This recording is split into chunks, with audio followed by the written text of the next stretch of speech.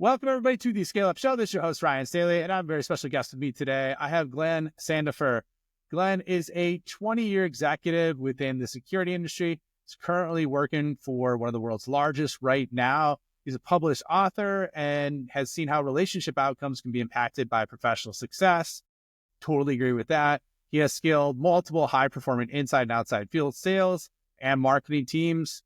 Glenn, welcome. Happy to have you on the show, man. Thanks, Ryan. Thank you for the intro. And thank you to your audience for the time. Yeah, dude. Love it. I love the, in the background, if you're not watching this on YouTube, he's got his love of the Colts in the background, even though he's out of Tennessee, man. Respect the loyalty there. It's really hard to be a Colts fan here, too. The last two seasons have been great because we swept 4-0, but prior to that, we couldn't win a division. We couldn't win a game on the road here in London. It's tough, man. I'm from Chicago. I can relate. Why don't you do this? I think there's some really, and this, you're a little bit of a different guest that I've had on. I've had different authors on. I haven't had anybody that's married together, no pun intended, or maybe there is a pun intended. I didn't even think about it subconsciously. Relationships and success as a book author. So do you want to give a real quick background on how that kind of came about? And then at the same time, a real quick backdrop on you. And then we'll get a little bit deeper into some of the business aspects that we normally cover. Sure. So to answer the first part, the book, I created a publishing company, TMG Book Series, where we want to focus on providing better outcomes for individuals in certain sectors. So our first book is a two-parter, How to Get Great Dating Outcomes in a Modern World. What we learned through research, and then what I went through personally, kind of guided the narrative and the tenets of the book. What the book really highlights first is that no matter who you are 100% in control of your own dating outcomes. All it takes is for you to acknowledge that and do the work. And then to do the work, we say there are four things. First thing is you have to know who you are. Second, know what you want. Third, know what you qualify for. And then fourth is the hardest. With whom you qualify for, know what they want from you. And then that way you'll start getting better dating outcomes. So I went through a really bad breakup in 2012. I took 2 years of counseling to kind of work through the issues and work through what I wanted. And then when I met my now wife, I realized that dating her was different. She was having professional success. I was building kind of my first iteration of my consulting practice, trying to figure it out. And so I was realizing there was misalignment in places. And so I had to do the work on myself to make sure that we were aligned so I could be the man that she wanted me to be and needed me to be down the road, not just for her, but for our family and for our legacy. Because at TMG Book Series, what we believe is that the best outcome for any society is one man, one woman in a relationship with each other. They know they're in a relationship with each other, and then they have long-term relationship, marriage, children, and legacy as a result. We believe that when you submit yourself as a man to a woman and a family dynamic, you cannot be selfish. You have to be more selfless. We believe that as a woman, when you commit yourself to a man in headship and leadership and you have children, you have to submit yourself to a higher purpose. And that mutual submission and that mutual idea sharing and that collaboration leads to better results just through research and through experience. So that's how we came up with the book. I could go into a lot of the fun details, but that's all on my website and on my YouTube channel, where we do a bunch of different fun things to kind of bring home that true point. Love that, man. It's it makes sense. I mean, it's almost like dating qualified leads is what I hear you saying, or DQLs, basically, to make sure you're qualified, to bring it back to the go-to-market side of the house, right? But yeah, dating, relationships, marriage, that's tough, especially there's two sides to it, right? If you're doing really well or if you're not doing really well, it could have a massive adverse effect, I should say. And I went through kind of the opposite, man. It was a big stressor on my family when I had big stressors at work. When I shifted into a new role, I was expected to be in the office from 7 to 7. I had 2 little kids. It tears you, right? So I think it's cool that you have that. That's why I wanted to bring that up. Obviously, that's not what we're going to talk about the majority of the time here, but I thought really, really cool aspect to kind of get into it because it's a real issue that a lot of people have. Yeah. And again, it's the results for the people that we've talked to over the previous years, not this past year, but previous years, have really shown that once they assign themselves and align themselves to the vision and the teachings, they're really having the good outcomes. And we want people to not suffer the way that it sounds like you did as you were already married with Uh-huh. kids. We want you to get all of that stuff solved on the front end. So, and on the back end, it just takes management. Yeah. Love that. Well, let's shift gears a little bit. I know you've done a lot on the top of funnel pipeline aspect and focus. You've had teams as large as 60 on the inside sales side, and then you also combo both marketing and sales for basically pipeline creation. And, I think there's some, you mentioned as well, I think in the pre-show that you're one of the first early users or testers for Sales Navigator with LinkedIn. Can you talk a little bit about that? Yeah, shout out to LinkedIn for reaching out to me. They sent me the free trial, and then 2 years later, they flew me out to show the new products that we see with Messenger and InMail and all of that. So how I got started with LinkedIn, I was at a role with at the time ADT's largest dealer, but sticking to the security narrative. That company's no longer exists. They sold to ADT for $625 million. Fact checkers, they can go check, but I believe that's the number. I was assigned a role as a associate of business partnerships with the aim of bringing on new referral partners, affinity programs, partnerships, and strategic relationships to add incremental revenue to the business. And our revenue was counted through new installs and RMR generated, because in security, you sell the RMR back to a monitoring company for a multiple. So that's the business model for most security companies that you go up against.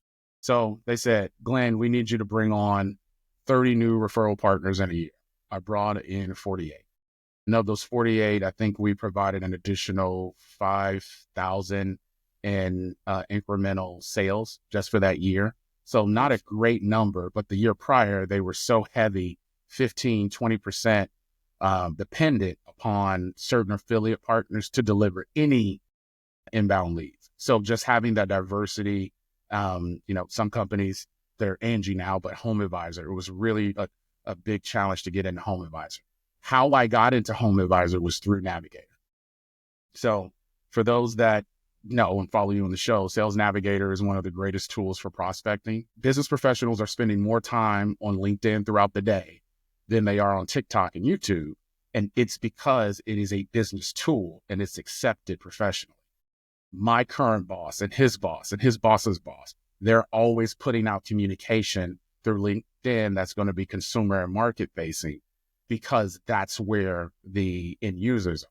So it's acceptable. And, some people are looking for jobs, but the majority of the people are looking for new ways to connect. Small business owners are looking for prospects. So I simply just started making soft connections with the individuals I had at work, the individuals I had from past roles with companies like McDonald's, Samsung, Toyota Motor Sales. That's a pretty big network.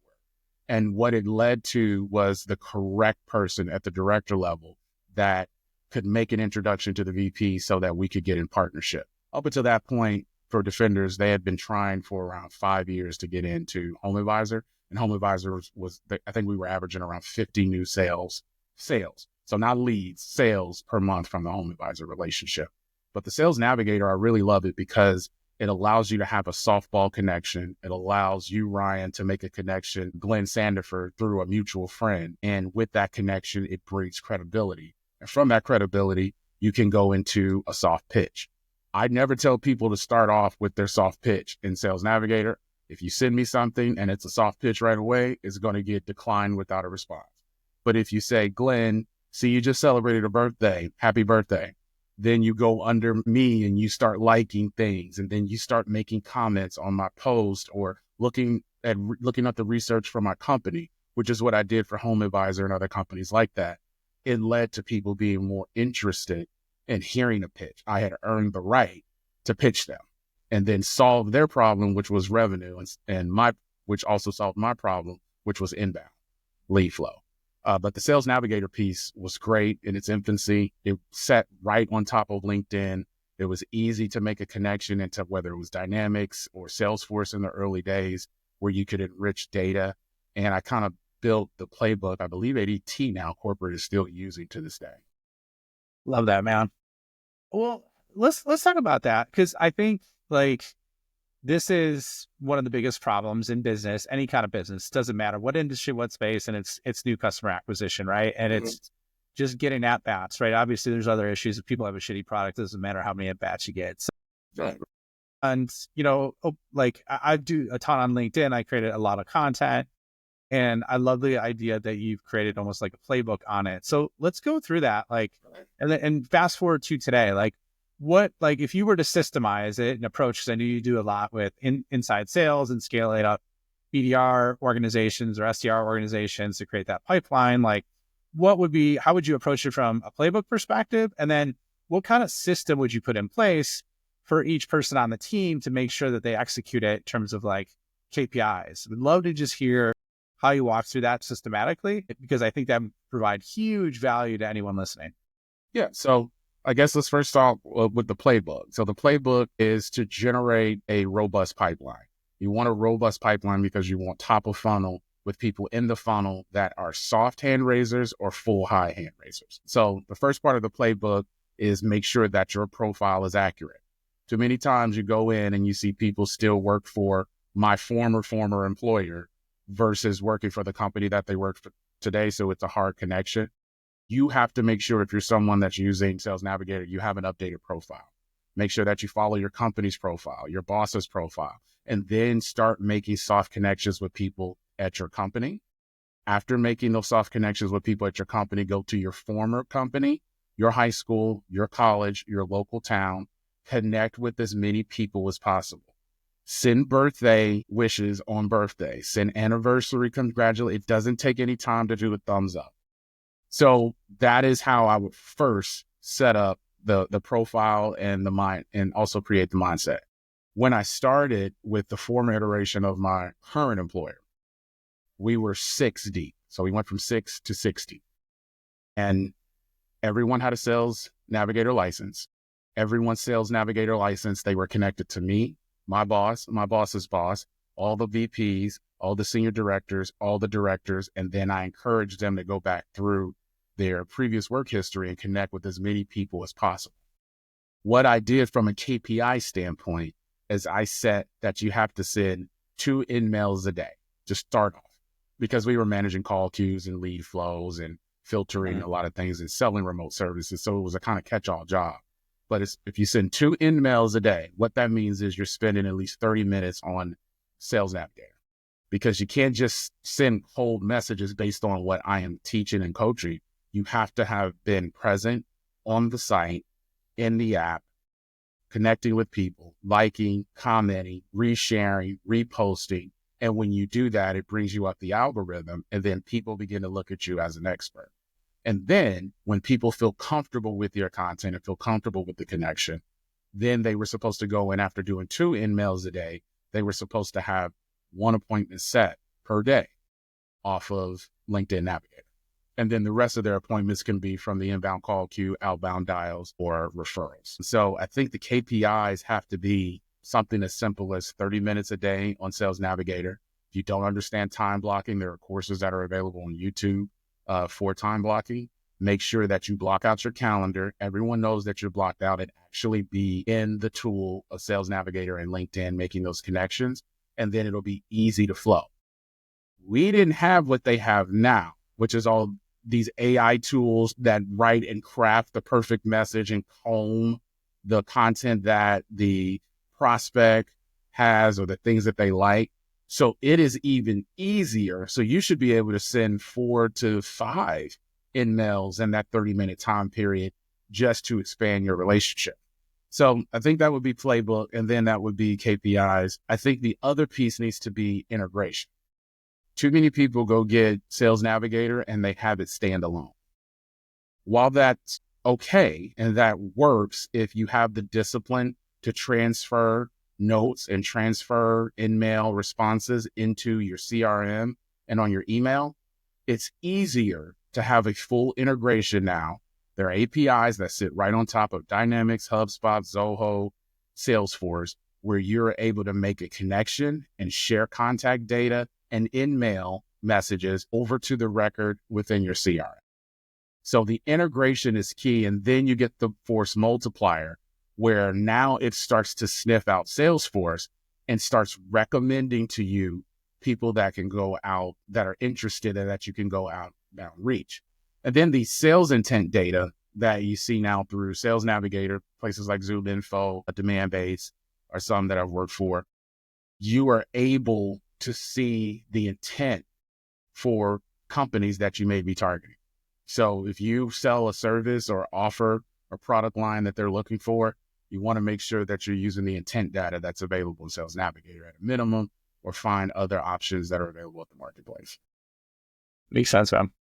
So yeah, I like what you're saying. So basically, up connections in your network, and then obviously targeting is really important for the folks you want to connect with. Have a rhythm of time commitments per day. Like it's so critical, man. I can't tell you how many people are like, I don't have enough appointments that I want. I'm like, how much time has your team spent on it? Well, I don't know. or they're too busy. How do you not know? You Exactly. can measure the time. You can measure the time through the 30-minute acronym, and then you can see the activity that goes through your CRM. Most CRMs have that. I can see when messages are shared, messages are sent. So I can get a really good ballpark right in a dashboard of in-mail sent, Sales Navigator time. You can create any type of report in Salesforce or Dynamics that you want. Yeah. No, I mean, that's smart, man. It's super easy to track. Like it's not rocket science. And I think there's beauty in the simplicity of that. I think there's a ton of opportunity for people just to have a systemized approach like that, even though it's not super complex, but that's what's good about it. So unfortunately, we're up on time, man. So we got to wrap. Where can people find you? Where can they find more about you? And then we'll take it from there.